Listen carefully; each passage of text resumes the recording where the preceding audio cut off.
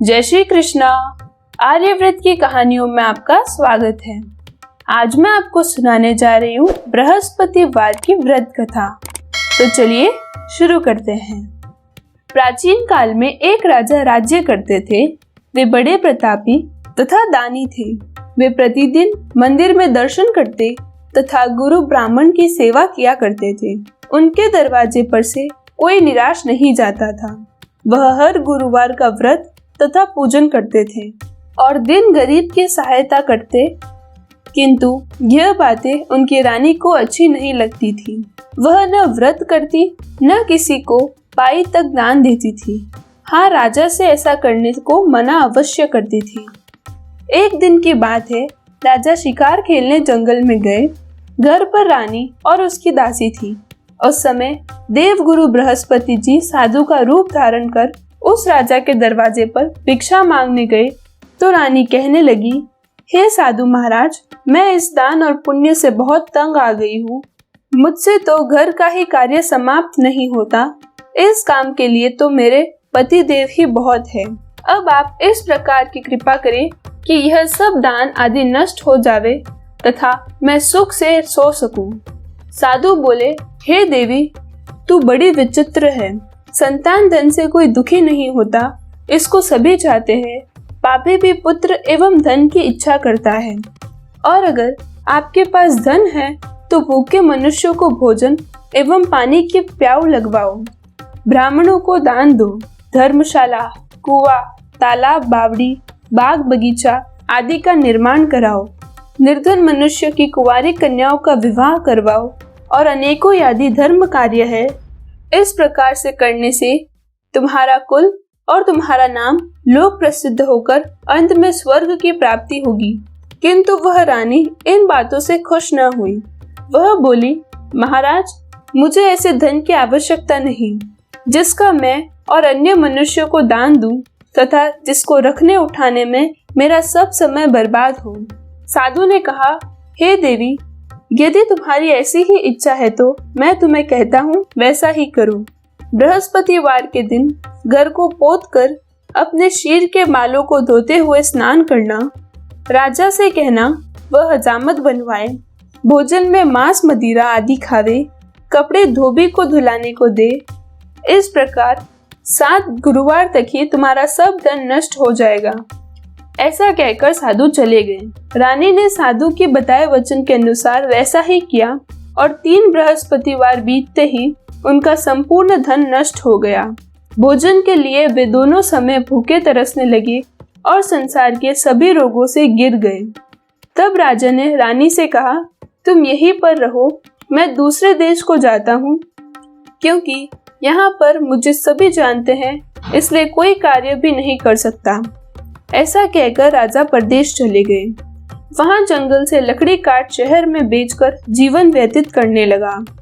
इधर राजा के घर रानी और दासी भारी दुखी हो गई। वे किसी दिन बिना भोजन ही जल पीकर रह जाती थी।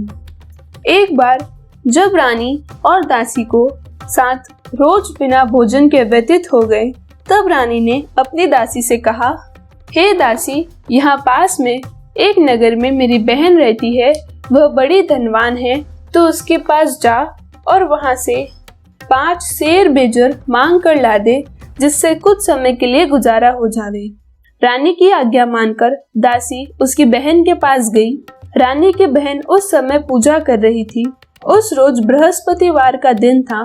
जब दासी ने रानी की बहन को देखा तो उससे बोली, हे रानी, मुझे तुम्हारी बहन ने भेजा है, अतः मेरे लिए 5 शेर बेजर दे दो।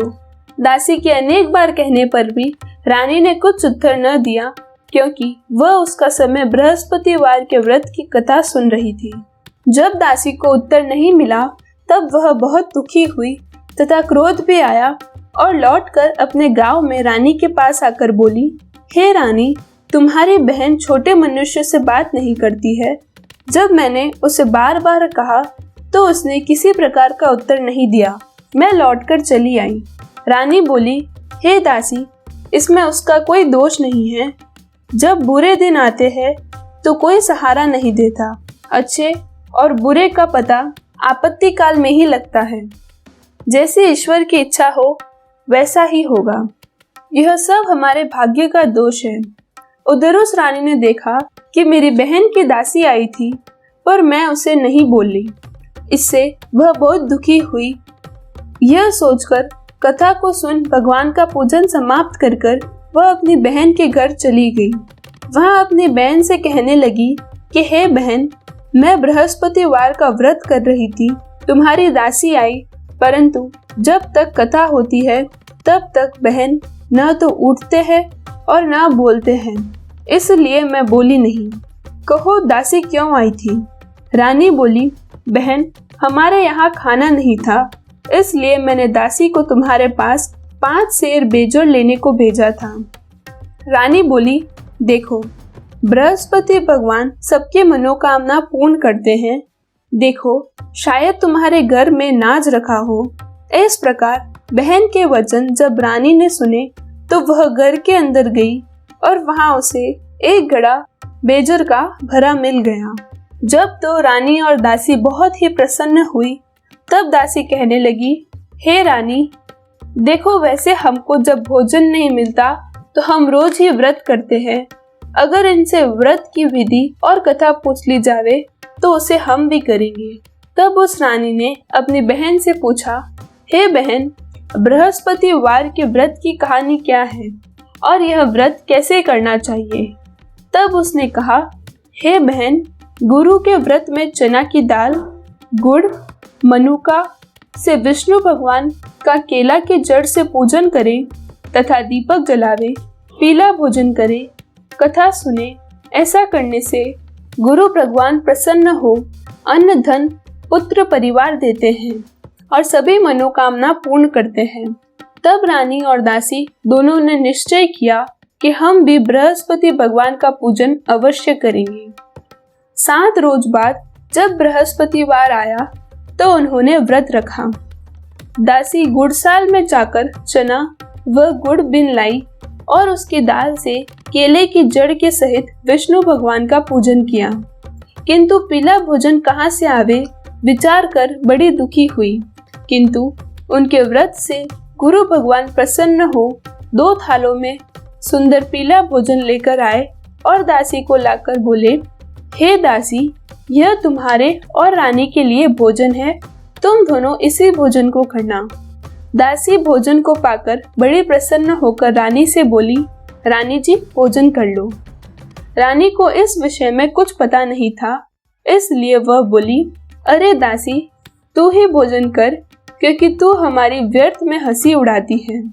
दासी बोली, एक महात्मा भोजन दे गए हैं। रानी कहने लगी, वह भोजन तेरे ही लिए दे गए हैं, तू ही भोजन कर ले।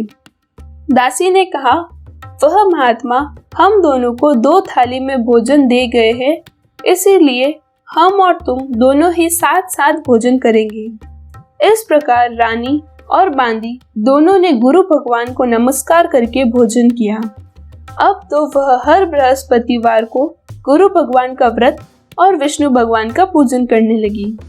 बृहस्पति भगवान की कृपा से फिर रानी और दासी के पास काफी धन हो गया। रानी फिर उसी प्रकार आलस्य करने लगी। तब दासी बोली, देखो रानी, तुम पहले इसी प्रकार आलस्य करती थी, तुम्हें धन के रखने से कष्ट होता था, इस कारण सभी धन नष्ट हो गया था। अब गुरु भगवान की कृपा से पुनः धन प्राप्त हुआ है, तो फिर तुम्हें आलस्य होता है। बड़ी मुसीबतों के बाद हमने यह धन पाया है, इसलिए हमें दान पुण्य करना, भूखे मनुष्य को भोजन करना, प्याऊ लगवाना, ब्राह्मणों को दान देकर कुआं, तालाब, बावड़ी आदि का निर्माण करवाना, मंदिर पाठशाला बनाकर दान देना चाहिए। कुंवारी कन्याओं का विवाह करवाकर धन को अच्छे और धर्म के कार्यों में खर्च करो, जिससे तुम्हारा और तुम्हारे कुल का यश फैलकर तुम्हें स्वर्ग प्राप्त होगा तथा तुम्हारे पितर प्रसन्न होंगे। रानी ने इस प्रकार के सभी कार्य करने प्रारंभ कर दिए, जिससे उसका काफी यश फैलने लगा। इधर राजा प्रदेश में जाकर दुखी रहने लगा। प्रतिदिन जंगल से लकड़ी बीनकर लाता और उन्हें शहर में बेचकर अपने दुखी जीवन को बड़ी कठिनाइयों से व्यतीत करता था। एक दिन राजा दुखी होकर अपनी पुरानी बातों को याद करके रोने लगा।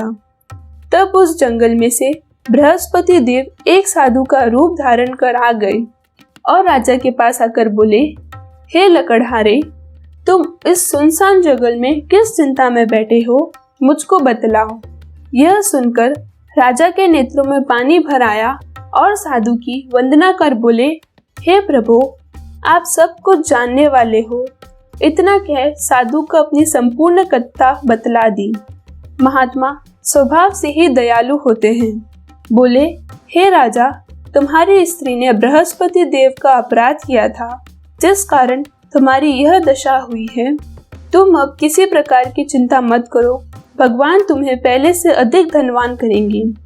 देखो, तुम्हारी स्त्री ने गुरुवार का व्रत आरंभ कर दिया और तुम मेरा कहा मानकर बृहस्पतिवार को व्रत करके चना की दाल और गुड़ जल के लोटे में डालकर केले का पूजन कर कथा सुनो। भगवान तुम्हारी सब मनोकामनाओं को पूर्ण करेंगे। साधु को प्रसन्न देख राजा बोले, हे प्रभु, मुझे लकड़ी बेचकर इतना पैसा नहीं मिलता जिससे भोजन करने के उपरांत कुछ बचा सकूं। मैंने रात्रि को स्वप्न में अपनी रानी को व्याकुल देखा है। मेरे पास कुछ भी नहीं है जिससे मैं उसकी खबर मंगा सकूं, और फिर मैं कौन सी कथा सुनूं, यह मुझको कुछ भी मालूम नहीं है। साधु ने कहा, हे राजा, तुम किसी बात की चिंता मत करो। बृहस्पतिवार के दिन रोजाना की तरह लकड़ियां लेकर शहर जाओ। तुमको उस दिन और रोज से दुगुना धन प्राप्त होगा, जिससे तुम भली प्रकार भोजन कर बृहस्पति देव की पूजा का सामान भी ला सकोगे। बृहस्पतिवार की कथा इस प्रकार से है। प्राचीन काल में एक बहुत ही निर्धन ब्राह्मण था। उसके कोई संतान भी नहीं थी। उसकी स्त्री बहुत मलिनता के साथ रहती थी। वह न रोज स्नान करती, न किसी देवता का पूजन करती। प्रातः काल उठते ही सर्वप्रथम भोजन करती, बाद में कोई अन्य काम करती। इससे ब्राह्मण देवता बड़े दुखी थे। बेचारे बहुत कुछ कहते, परंतु उसका कोई परिणाम न निकलता था। भगवान की कृपा से ब्राह्मण की स्त्री के गर्भ से कन्या रूपी रत्न पैदा हुआ। वह कन्या अपने पिता के घर में बड़ी होने लगी। पूर्व संयोग से वह बालिका प्रातः स्नान करके विष्णु भगवान का जप करने लगी तथा बृहस्पतिवार को व्रत करने लगी। अपने पूजन पाठ को समाप्त करके स्कूल जाती तो अपनी मुट्ठी में जौ भर के ले जाती और पाठशाला के मार्ग में डाल जाती। तब ये जौ स्वर्ण के हो जाते और लौटते समय उनको बिन कर अपने घर ले आती थी। एक दिन से वह बालिका सूप में उन सोनों के जौ को फटक कर साफ कर रही थी कि उस समय उसके पिता ने देख लिया और कहा, बेटी, सोने के जौ को फटकने को सोने का ही रूप होना चाहिए। दूसरे दिन गुरुवार था। इस कन्या ने व्रत रखा और बृहस्पति देव से प्रार्थना करके कहने लगी, हे प्रभु, मैंने आपकी पूजा सच्चे मन से की है, तो मेरे लिए सोने का सूप दे दे। बृहस्पति देव ने उसकी प्रार्थना स्वीकार कर ली। रोजाना की तरह वह कन्या जौ फैलाती हुई जाने लगी। जब लौटकर जौ बीन रही थी तो बृहस्पति देव की कृपा से वही सोने का सूप भी मिल गया। उसे वह घर ले आई तो उससे जौ साफ करने लगी, परंतु उसकी माँ का वही ढंग रहा। एक दिन की बात है कि वह कन्या सोने के सूप में सोने के जौ साफ कर रही थी। उस समय उस राज्य का राजपूत वहां होकर निकला। वह इस कन्या के रूप और कार्य को देखकर मोहित हो गया और अपने महल में जाकर भोजन तथा जल त्याग कर उदास हो लेट गया। राजा इस समाचार को पाकर अपने प्रधानमंत्रियों के साथ उसके पास गए और बोले, बेटा, तुम्हें किस बात का कष्ट है? किसी ने तुम्हारा अपमान किया है अथवा और कोई कारण है तो कहो। मैं वही कार्य करूँगा जिससे तुम्हें प्रसन्नता हो। अपने पिता की बात सुन वह बोला, मुझे आपकी कृपा से किसी बात का दुख नहीं है और न किसी ने मेरा अपमान किया है, परंतु मैं उस लड़की के साथ विवाह करना चाहता हूँ जो सोने के सूप में सोने के जौ साफ कर रही थी। राजा यह सुनकर आश्चर्य में पड़ गया और बोला, हे बेटा, इस प्रकार की कन्या का पता तुम ही लगाओ, मैं उसके साथ तेरा विवाह अवश्य ही कर दूंगा। राजकुमार ने राजा को उस लड़की के घर का पता बताया। तब मंत्री उस लड़की के घर गए और ब्राह्मण को राजा का कहा सभी हाल बतलाया। ब्राह्मण देवता राजकुमार के साथ अपनी कन्या का विवाह करने के लिए तैयार हो गया और विधि विधान के अनुसार ब्राह्मण की कन्या का विवाह राजकुमार के साथ हो गया। कन्या के घर जाते ही पहले की भांति उस ब्राह्मण देवता के घर में गरीबी का निवास हो गया।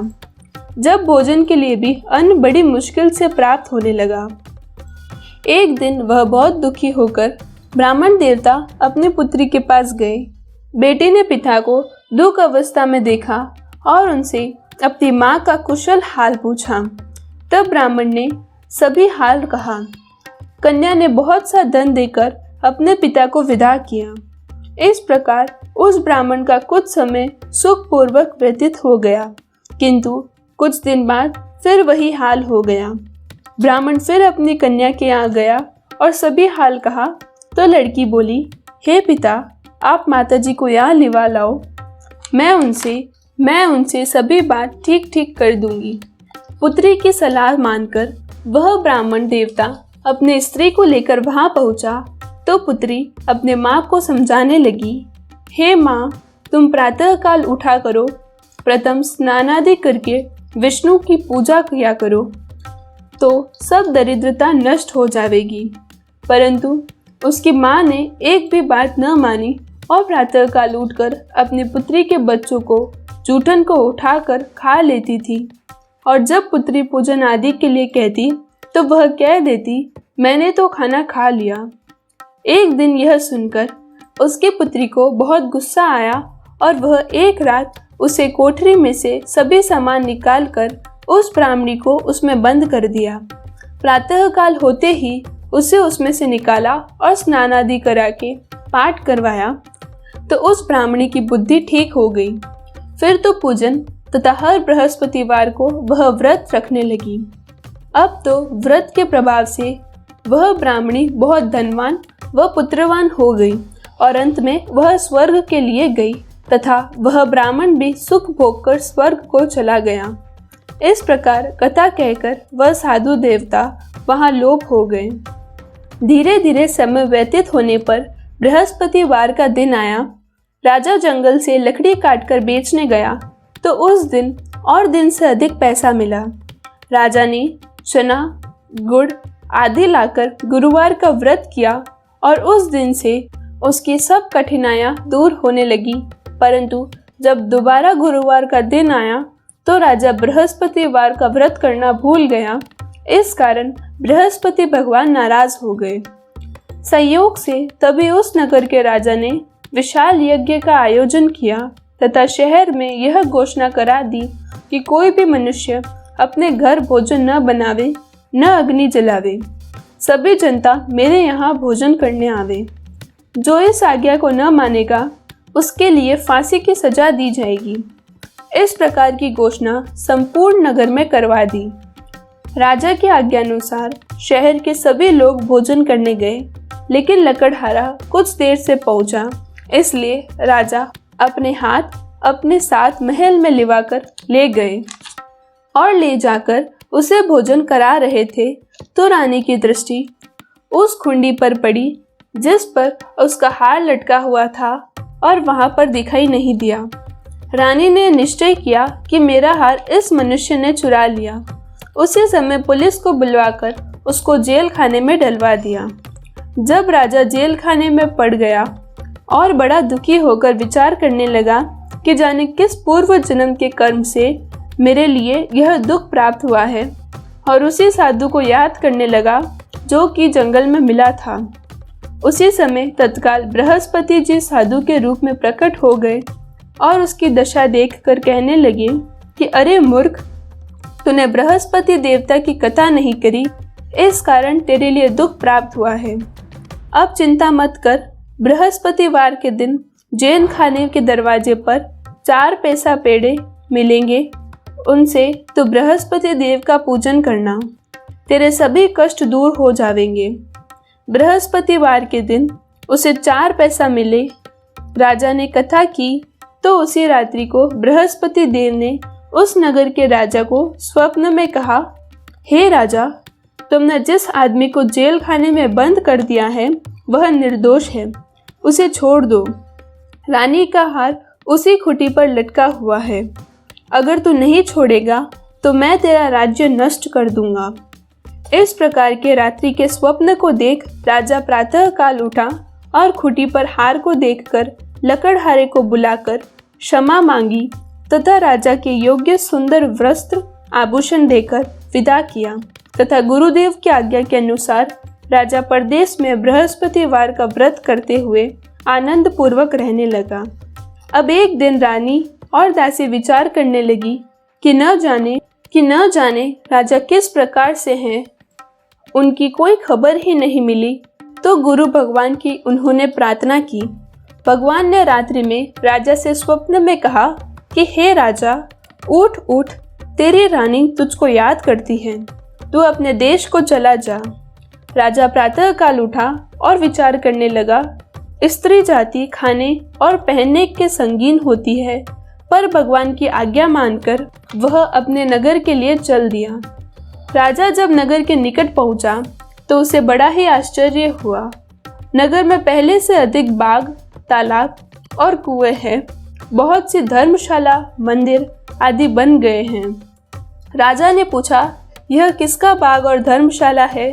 तब नगर के लोग कहते हैं कि ये सब रानी और बांदी के हैं। तो राजा और भी आश्चर्य हुआ तथा गुस्सा भी आया। जब रानी ने यह सब खबर सुनी कि राजा आ रहे हैं तो उसने बांदी से कहा कि हे दासी, देख राजा तुमको कितनी बुरी हालत में छोड़ गए थे, कहीं हमारी ऐसी हालत देखकर लौट ना जाए। तू दरवाजे पर खड़ी हो जा। आज्ञानुसार दासी दरवाजे पर खड़ी हो गई और जब राजा आए तब उन्हें लिवा लाई। तब राजा ने क्रोध करके अपनी तलवार निकाली और पूछने लगे, बताओ कि यह धन तुम्हें कैसे प्राप्त हुआ? तब रानी ने कहा, हमें तो सब धन बृहस्पति जी के व्रत के प्रभाव से प्राप्त हुआ है। यह सुन राजा ने निश्चय किया कि 7 रोज बाद तो सभी बृहस्पति देव का पूजन करते हैं, परंतु मैं अब रोजाना दिन में 3 बार कथा कहा करूँगा और रोज व्रत किया करूँगा। अब हर समय राजा के दुपट्टा में चना की दाल बंधी रहती और दिन में 3 बार कथा कहता। एक दिन राजा ने विचार किया कि चलो अपनी बहन के यहाँ जाते हैं। इस प्रकार निश्चय कर राजा घोड़े पर सवार हो अपनी बहन के यहाँ चलने लगे। मार्ग में उसने देखा कि कुछ आदमी एक मुर्दे को लिए जा रहे थे। राजा उनसे कहने लगा, अरे भैया, मेरी बृहस्पतिवार की कथा सुन लो। वे बोले, लो, हमारा तो आदमी मर गया है, इसे अपनी कथा की पड़ी है। परंतु कुछ आदमी बोले, अच्छा कहो, हम तुम्हारी कथा सुनेंगे। राजा ने दाल निकाली और जब कथा आदि होने पर आई तो मुर्दा हिलने लगा और जब कथा समाप्त होने पर आई तो मुर्दा राम राम कहते हुए खड़ा हो गया। आगे मार्ग में उसे एक किसान खेत में हल चलाता मिला। राजा ने उसे देखा और बोला, भैया, तुम मेरे बृहस्पतिवार की कथा सुन लो। किसान बोला, जब तक मैं तेरी कथा सुनूंगा तब तक 4 हरया जोत लूंगा। जा, चल यहाँ से। राजा आगे चलने लगा। राजा के हटते ही बैल पछाड़ खाकर गिर गए और उसे पेट में जोर का दर्द होने लगा। उस समय उसकी माँ रोटी लेकर आई। उसने यह देखा तो अपने पुत्र से सब हाल पूछा तो उस बेटे ने सब हाल कह दिया। बुढ़िया दौड़ी दौड़ी उस घुड़सवार राजा के पास गई और उससे बोली कि आपकी कथा सुनूंगी, तुम कहो तथा मेरे खेत पर चलकर कहो।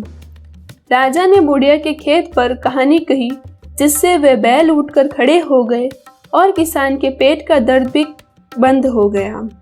राजा अपनी बहन के घर कुशल पूर्वक पहुंच गया। बहन ने भाई की खूब मेहमानी की। दूसरे दिन प्रातःकाल राजा ने अपनी बहन से कहा कि ऐसा कोई मनुष्य है जिसने भोजन न किया हो तो वह मेरी बृहस्पतिवार की कथा सुन ले। बहन बोले, हे भैया, यह देश ऐसा ही है। सर्वप्रथम यहाँ सभी लोग भोजन करते हैं। अगर कोई पड़ोस में हो तो देख आऊं। ऐसा कहकर वह देखने गई, लेकिन कोई व्यक्ति बिना भोजन किए नहीं मिला। केवल एक कुम्हार मिला जिसका लड़का बीमार था। उसके यहाँ 3 रोज से किसी ने भोजन नहीं किया था। रानी ने अपने भाई की कथा सुनने के लिए कुम्हार से कहा। वह तैयार हो गया। राजा ने वहां जाकर बृहस्पतिवार की कथा कही, जिससे सुनकर कुम्हार का लड़का ठीक हो गया। अब तो राजा की प्रशंसा होने लगी। एक दिन राजा ने अपनी बहन से कहा, हे बहन, हम घर के लिए जाएंगे, तुम भी तैयार हो जाओ। यह बात बहन ने अपनी सास से कही। सास बोली, तेरे भाई के संतान नहीं होती है, अतः बिना बच्चों के जाना। बहन ने भैया से यह सब बातें कही। राजा बोला, जब कोई बालक नहीं चलेगा तो तुम भी चलकर क्या करोगी। बड़े दुखी मन से राजा अपने नगर को लौटा और रानी से कहा, हम संतानहीन हैं, हमारा मुंह देखने का धर्म नहीं है और कुछ भोजन आदि नहीं किया। रानी बोली, हे प्रभु, बृहस्पति देव ने हमें सब कुछ दिया है, वे हमें संतान अवश्य देंगे। उसी रात्रि को बृहस्पति देव ने राजा के स्वप्न में कहा, हे राजा, उठ, सभी सोच त्याग दे, तेरी रानी की गर्भ है। राजा को बड़ी खुशी हुई। 9वें महीने में उसके पुत्र पैदा हुआ। यह समाचार सुनकर बहन बहुत खुश हुई तथा बधाई लेकर अपने भाई के यहाँ आई। तब रानी ने कहा, बुलाने पर नहीं आई, बिन बुलाए आई। ननंद बोली, भाभी, मैं इस प्रकार न कहती तो तुम्हें संतान कैसे प्राप्त होती। बृहस्पति देव ऐसे ही है, जिनके मन में कामनाएं होती हैं वे सभी को पूर्ण करते हैं। जो भावना से प्रेम पूर्वक बृहस्पतिवार का व्रत करके उनकी कथा कहता है अथवा सुनता है, बृहस्पति देव उसकी सभी मनोकामनाएं पूरी करते हैं। बोलो श्री बृहस्पति भगवान की जय। यदि आपको मेरी यह कथा पसंद आई हो तो वीडियो को लाइक करें और चैनल को सब्सक्राइब करें।